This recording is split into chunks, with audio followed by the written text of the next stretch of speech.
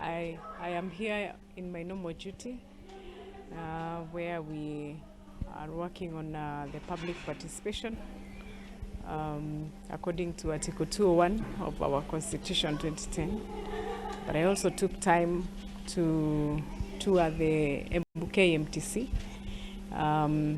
Remember, our key agenda in health is human resources for health.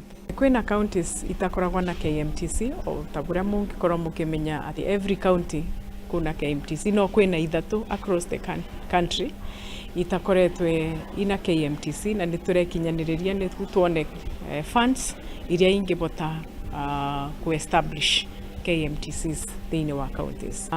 Human resources for health ni kaundu turanyitirira na binya muno tondu nitungienda tutingienda ati tukoragwe twina equipments thini wa mathibitari maitu na tugakoragwa tutina aruti mawira kuma thibitari-ini.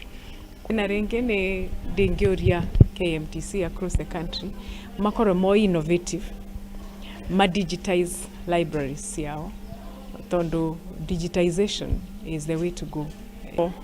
It will require budgetary allocation and equally the goodwill from the leaders in that region, and I am more than convinced that this is going to happen.